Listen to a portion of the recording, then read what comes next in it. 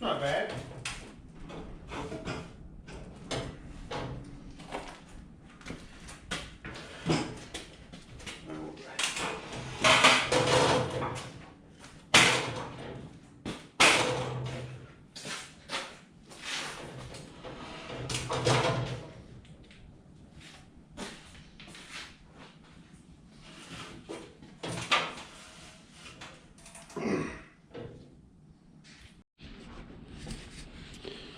Alright, so got this 47 blower up on the sawhorses here.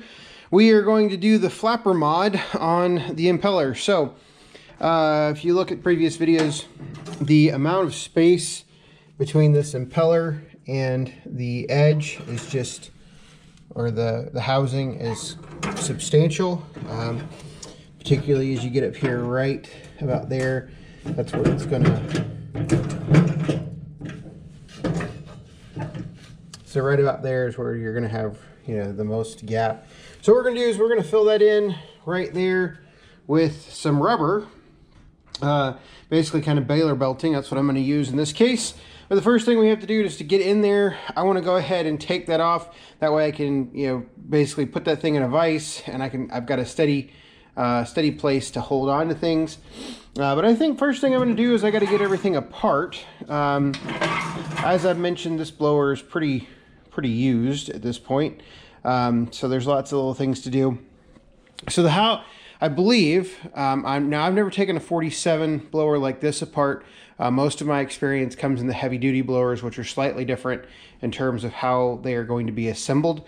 But we've got some bearings right here, so we're going to have to take those bearing housings out, and hopefully I can just take this whole assembly out by loosening up the bearings.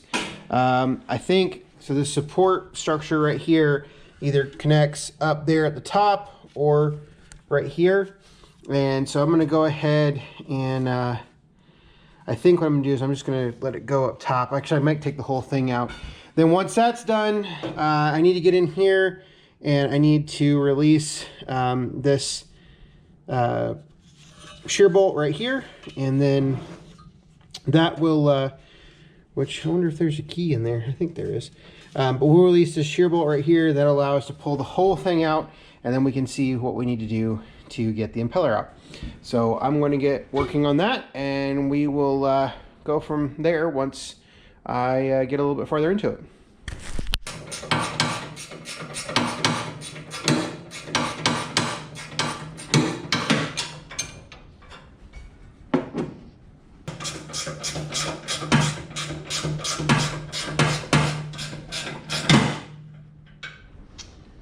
Okay, well, there's a little force behind there. That's not necessarily good, because now we're off, and so we'll have to develop some way to put that back together. But it is what it is. So now the center is loose. I probably need to go ahead and do the shear bolt.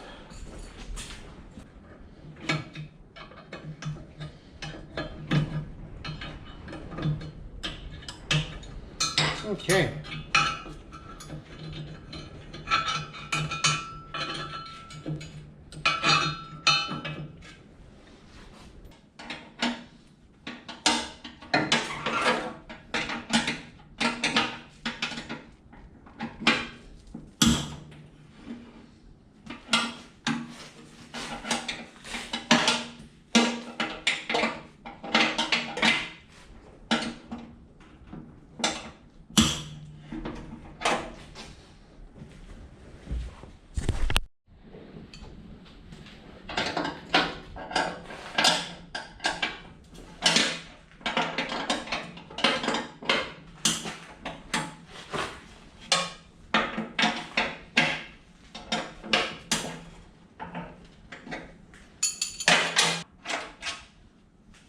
Looks like these were replaced relatively recently.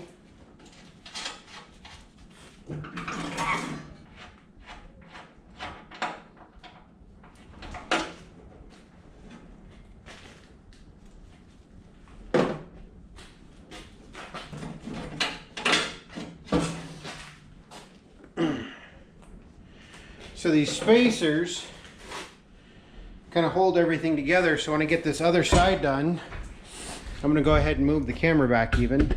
So hopefully I can just get in there and pick it up and get it out.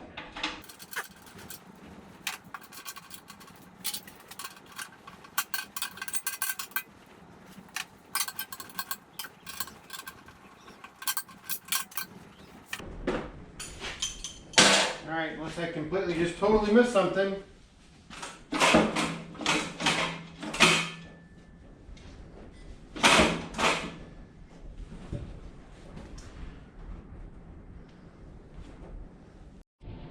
So it's like an hour later, and I'll explain everything that I have done in this last hour. But basically, these 47 blowers have not built anything like these, like the 60 or the 47 heavy duty blowers. I literally just spent the last hour fighting bearings and all kinds of stuff, and now I'm finding stuff that I didn't want to find. But we will keep moving forward. So what all did I have to do? All right, so here's the gear case. On the 47 heavy duty blowers, basically there's a yoke in between the impeller and the gearbox instead of this system right here. So in other words, it protects the gear, that system protects the gearbox, and this is a direct drive. So it's just, this is a more cost-effective system because the 47 blower, and I'll try to go get some pictures or something, but there's a yoke in here that on the 47 heavy duty that attaches to the impeller. In this particular case, this does not have the yoke attached here, and so it's all one piece. So you have to pull it out of the entire drive shaft.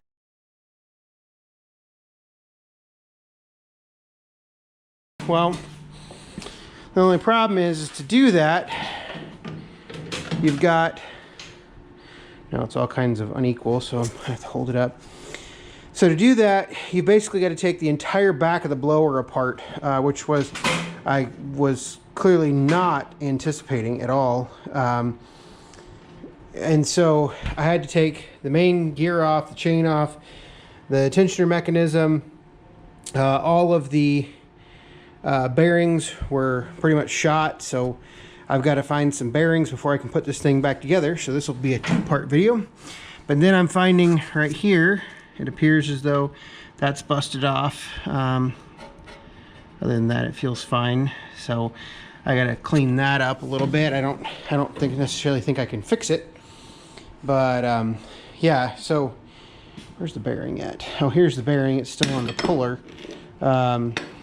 Literally had to get the DeWalt impact to get this bearing off, and use, in fact it's still hot, use quite a bit of heat to get that off. And so that's not, can't reuse that bearing. But that's where we've made it to. So now we can actually get to the part where, you know, we need to fix the impeller. So that is what we're going to do. Let me get set up, let me get all this cleaned up. What I'm going to do is I'm going to go ahead and inspect everything. That way I'll see if I can't get some of these parts in town, because today's Saturday. I'll see if I can't get some of these parts in town tomorrow at a farm store or something. And if I can, then I'll get this thing back together. So wish me luck.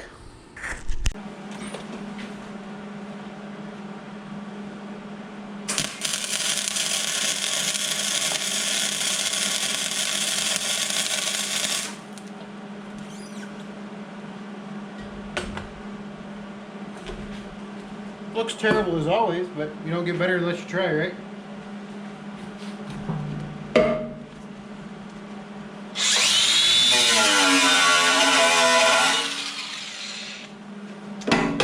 Okay, that fixes that small problem. Now I just got to grind it down. Actually, I need to add a little bit more weld right there.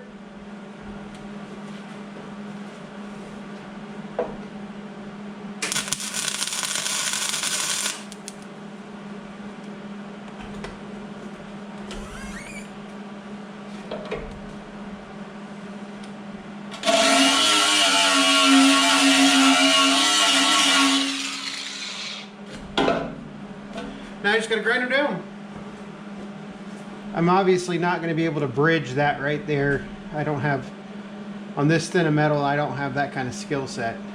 So that's just not something that's gonna occur.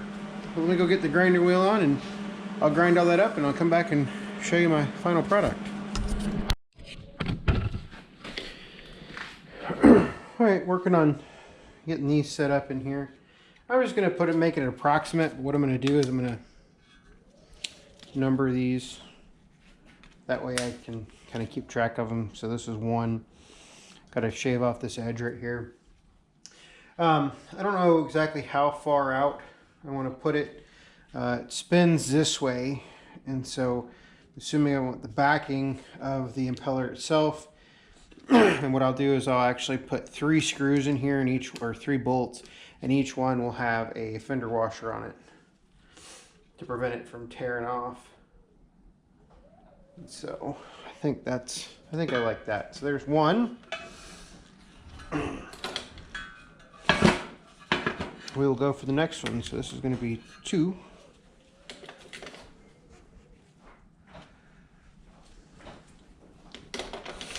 So in this one's not as splayed out, so I got to cut quite a bit more off this one.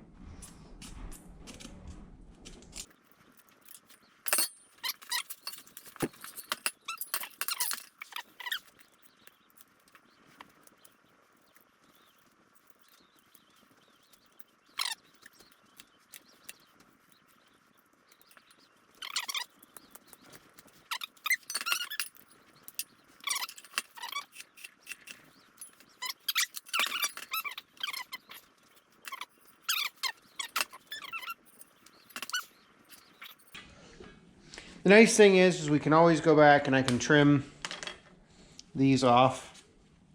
So now what we need to do is I need to drill some holes and get these mounted up. So I gotta wander around, find the hardware and everything else. So let me go do all that, and once I get the holes drilled, we'll put it all together. Alright, so this will be the end of part 1. I got the flaps on there and I got the washers on there as best I could. Gonna see how I laid those out. I couldn't get another one in here. I drilled that too tall, so this is my first one. And there's my last one. So, you know, just using stuff I had around the shop. Now I need to get this bearing right here, and once I'll go get that. And actually I need another one. I found one of the bearings was bad on the auger shaft. So I'll get 2 bearings tomorrow, hopefully, and then we can put this thing back together. My repair up here on the housing, I think, turned out pretty decent. I mean, you can still see it, but at least it's not cracked anymore. I test fitted the bolts and they were just fine. So no issues there. I'm really happy with the way, you know, this is a pretty minor project. I don't rely on this blower to do a lot of the snow blowing, so, you know, I'm not overly concerned about, you know, this repair or anything else. So I will be interested to see how this flapper does. I think I got them a little long, but that's okay. We can tear those off of there, so or at least trim them off. So I think that's it for part 1. Part 2 will be reassembly. So thanks for watching.